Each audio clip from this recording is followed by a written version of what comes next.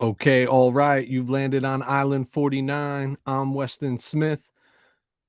No intro video tonight. I want to get right into the subject matter and the content. So, put the wife and kid to bed, was sitting on the couch, was watching a little telly, and just couldn't help. I just had so many thoughts on my mind related to this whole Aaron Rodgers, the San Francisco 49ers for like the 800th time in his career. And I just, like I said, I had a lot of thoughts, a lot to say about it. So we'll make this a quick, short video this evening. Just want to get my thoughts out there and share them with y'all and get your feedback related to it.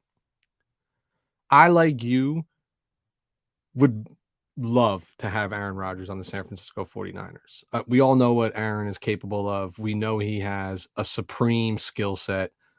We get all of that. Immediately makes you favorite to go to the Super Bowl out of the NFC and heavily contend for the Super Bowl.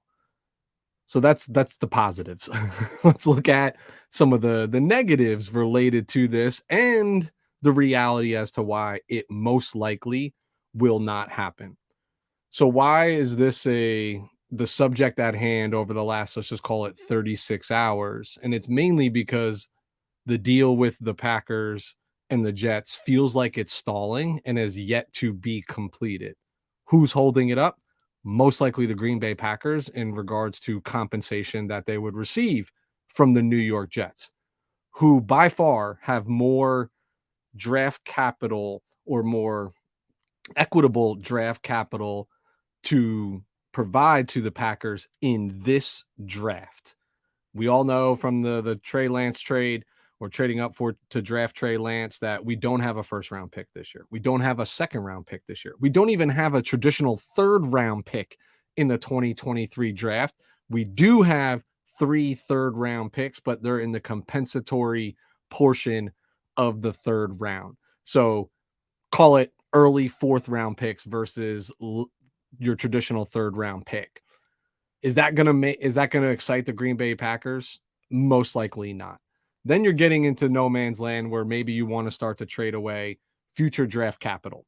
Maybe it's next year's first or next year's second in conjunction with a couple of our compensatory third round picks or whatever combination you want. But is that going to be enough to make the Packer family want to jump at trading in conference to a nemesis like the San Francisco 49ers? My gut tells me, yeah, probably not.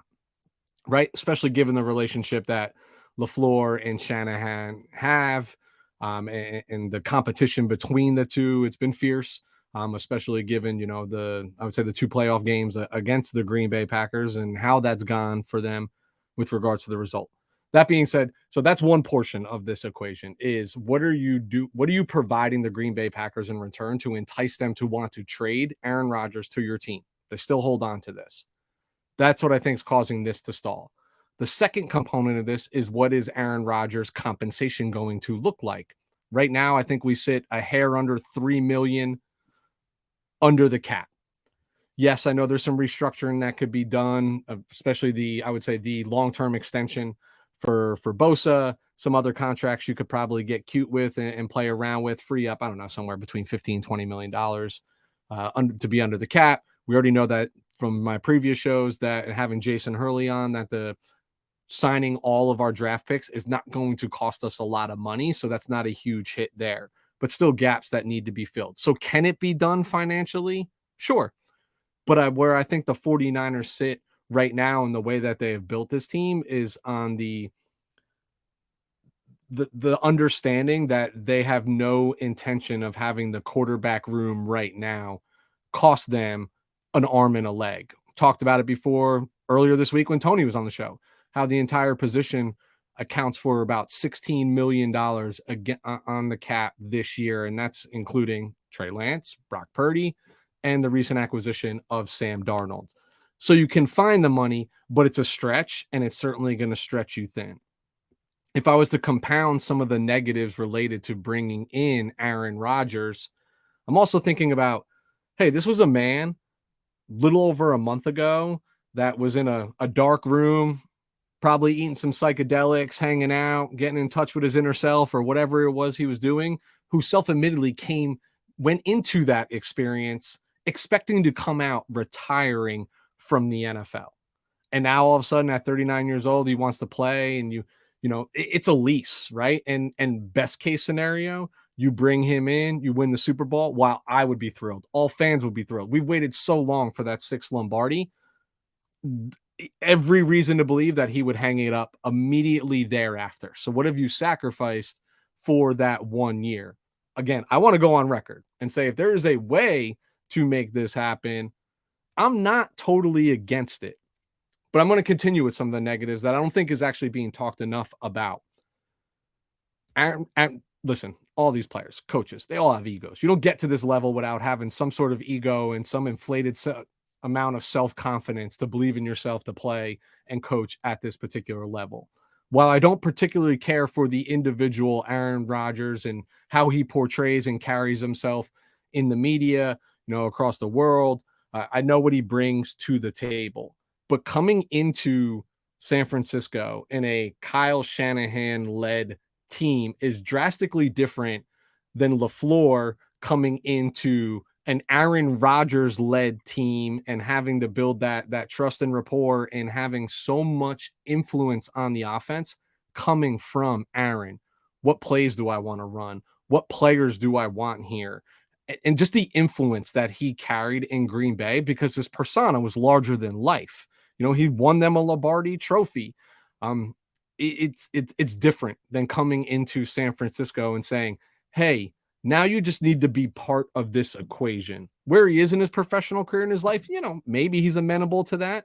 But everything that I see and the interpretations that I make say not so much. Like, you're not coming in and reinventing Kyle Shanahan's playbook. I'm not even saying that he would, right? But like the influence that you carry over the offense in Green Bay, or even if you're going to a place like New York where you're going to be touted as the savior to get them over the hump in the AFC East, you're not carrying the same stick coming into San Francisco. I expect contention if the two of them were to be there, not harmony, being fully transparent. The other piece of this is we all talk about how intricate Kyle Shanahan's offense is and how long it takes even the smartest and brightest to adopt to that offense and understand all of the ins and the outs. And while Aaron has had a glimpse of that, right, there's some similarities obviously between LaFleur's playbook and Shanahan's playbook. They come from the same tree when all said and done. Aaron is a veteran, a well-established veteran that is known to not enjoy training camp. And at this point in his career, why should he? What does he have left to prove? You bring him in, he doesn't have to go win the spot. The spot's him. Somebody has to take it from him. I would caution 49ers fans, myself included, if this was to ever come to fruition, expect a slow start like we have seen in Green Bay, a handful of years where it's just like, and Aaron's got to do that. Everybody relax, calm down, chill out. We'll figure it out, etc. I would expect that. I would expect some hiccups, getting into rhythm with your players, and a lot of that's not going to be done in the preseason, right? That's going to be done in the regular season when the guy steps in, reps during the preseason. So I don't think this is all sunshine and rainbows. So you might say, well, Weston, what do you do instead, right? Well, and I'm not saying just sit here and ride with the quarterback room that we have. While it looks very cap friendly, and we've seen some glimmer of hope from a couple of the individuals that are on the depth chart right now at the quarterback position. If we're as collectively as a team and an organization looking to still make that move and solidify the most important position in professional sports, why am I pushing all in for a 39-year-old quarterback with a huge ego? I would push all in for a 26-year-old former league MVP that has such big time potential and would be super scary in this offense. Why not make the same play for Lamar Jackson, right? And the way that it worked out, and it's the same thing. Cap, now it's all about the cap number, not necessarily, the trade compensation, if you will. He's still trying to work everything out with Baltimore. We're post that deadline of the way that they tagged them. There still have to be something that comes their way, but when all is said and done, it's about the number. And if I'm going to get financially cute, that's where I want to get financially cute. It was somebody with like Lamar Jackson, not necessarily for somebody like Aaron Rodgers, if I had my choice. just like, it wouldn't even be fair to have Lamar Jackson, in my opinion, a healthy Lamar Jackson in this offense, surrounded by Debo Samuel, Brandon Ayuk, George Kittle, Christian McCaffrey. God, that sounds terrifying. Trent Williams protecting, right? A young, developing offensive line. A Kyle Juszczyk, who's your Swiss Army knife. Like, what do you account for here? It would make you crazy dangerous. Now, I know this is Island 49, so let's just call it Fantasy Island for just a moment. Everything that we just talked about, whether it be Aaron Rodgers, Lamar Jackson, it's a fantasy world. Is that going to be our reality? Most likely not. What I wanted to call out this evening, or before I even say that, is the reality is we're probably going to walk into 2023 with exactly who's set up at quarterback right now, right? Some order or form of Trey Lance, Brock Purdy, Sam Darnold, depending upon how injuries shake out, what OTAs and the preseason looks like, and who performs. But to me, that's the combination you see come week one, or a subset of that. I don't think we have the dream scenario coming. But in Fantasy Island, right, on Island 49 here, it's fun to dream, but if I'm going to dream, I'm going to dream real big. And the real big dream for me is go get Lamar, make the phone call to Steve Young. Can we unretire 8? I'm being facetious here. If I was Steve Young, I would never let that happen. Go down in 49er lore. But that being said, I'm pushing towards Lamar. The reality is neither one of them is actually going to happen. But I don't want to dispel some of these rumors, because typically in the NFL, where there's smoke, there's fire. I think a lot of this smoke is just coming from the mere fact that not the first time Aaron Rodgers has been linked to the 49ers. You can go all the way back to 2005, where there was an expectation that the 49ers might draft him number 1 overall, and they went with Alex Smith. And there's just been rumors on the mill, for the last 18 years, if you will. But over the last few preseasons, when Aaron's been very disgruntled and very vocal about it and almost holding the Packers hostage, 49ers name continuously comes up. No secret. Rodgers, the Bay Area kid, got ties, grew up a Niners fan. We know all of that, right? Like, we know all of that, but it's just, it's not a reality, right? Again, I'm saying where there's smoke, there's fire. The smoke is really started from just we were told over a month ago that Packers and Jets making this trade for Rodgers was all but done, right? That's it. We just got to wait for him to come out of the dark room, and it's all but done. Just a few details that need to be ironed out or buttoned up. And here we are. And it's kind of been silent, other than the fact that, like, why hasn't this gotten done yet?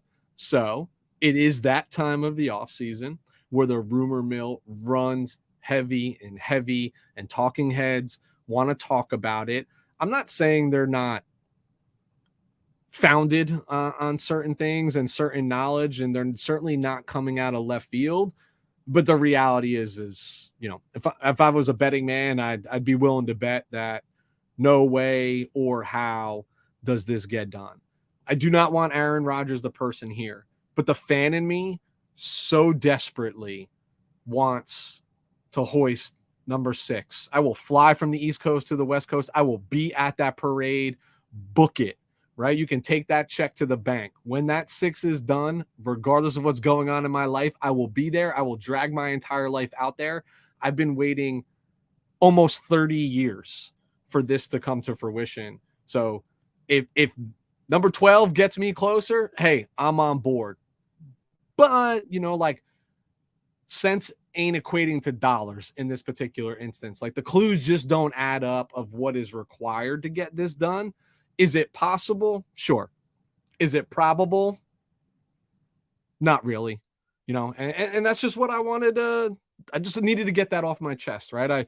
These thoughts were spinning in my mind. I'm not saying I reinvented the wheel here. You've seen a lot of this across Twitter and Instagram and other social media platforms and in the public news over the last 36 hours. But, somebody who follows this team so close to fandom perspective and, wishing to create continuous content like this for us average folk and average fans, I just couldn't help myself but, like I said, put the family to sleep. First thing I did was sneak downstairs, pop open the computer and say, let's go ahead and let's do this. So, again, Appreciate you tuning in to Island 49. I'm Weston Smith. You see the icons in the bottom of your screen there. Please don't forget to hit the like button, subscribe. Island 49 is brought to you by the We're Talking Football podcast. Just a little element of it where I get to disappear and talk about my sole passion, the San Francisco 49ers. Appreciate y'all.